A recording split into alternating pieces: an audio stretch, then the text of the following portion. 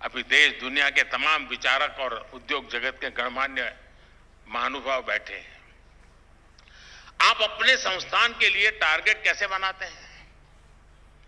आपके लिए सफलता की परिभाषा क्या है?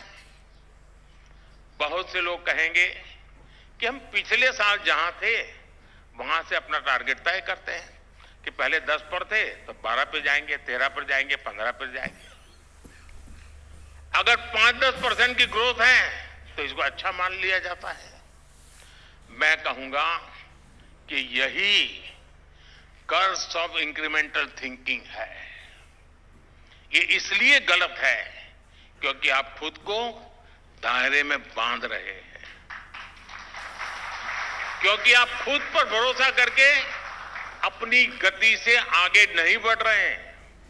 मुझे याद है, मैं सरकार में आया था तो हमारी ब्यूरोक्रेसी भी इसी सोच में फंसी हुई थी। मैंने तय किया कि ब्यूरोक्रेसी को इस सोच से मैं बाहर निकालूंगा, तभी देश उस सोच से बाहर निकल पाएगा। मैंने पिछली सरकारों से कहीं ज्यादा स्पीड से, कहीं बड़े स्केल पर काम करना तय किया और आज इसका परिणाम दुनिया देख रही है। कई ऐसे सेक्टर हैं जिनमें बीते 10 सालों में इतना काम हुआ है जितना पिछले 70 साल में 7 दशक में नहीं हुआ है। यानी 7 दशक और 1 दशक की तुलना कीजिए आप।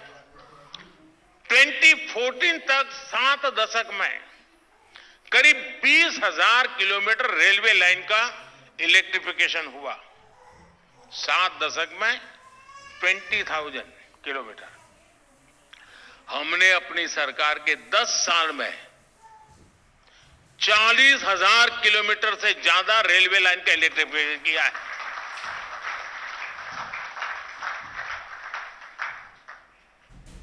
अब मुझे बताइए, कोई मुकाबला है? मैं मई महीने की बात नहीं कर रहा हूं।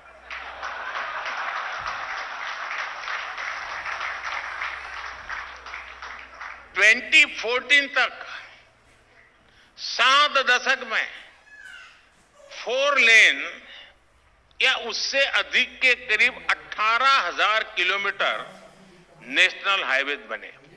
18,000।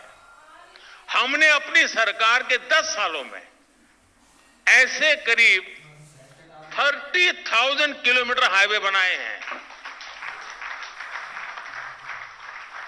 70 साल में 18,000 किलोमीटर, 10 साल में 30,000 किलोमीटर।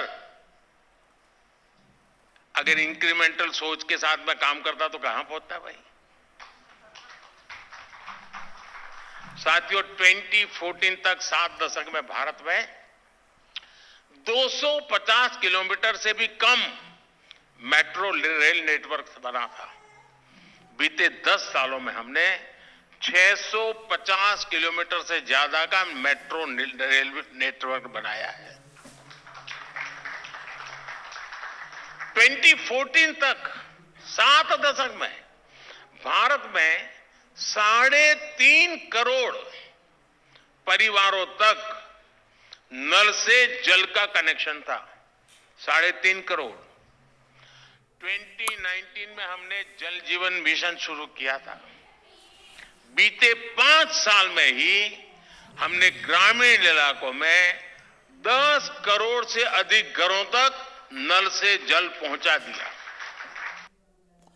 ये कोई मोटिवेशनल स्पीच या कोई प्रवचन नहीं, बल्कि दुनिया के सबसे सफल व्यक्ति द्वारा सफलता का उसने रहस्य बताया कि सफलता के लिए क्या आवश्यक है। ये है नरेंद्र मोदी की सफलता के लिए उनकी प्रतिबद्धता। हम लोग भाग्यशाली हैं कि देश को ऐसा नेतृत्व मिला, वो भी हमारे कालखंड में। तो वाकई में मोदी है तो मुमकिन है ऐसे ही नहीं कहा जाता है।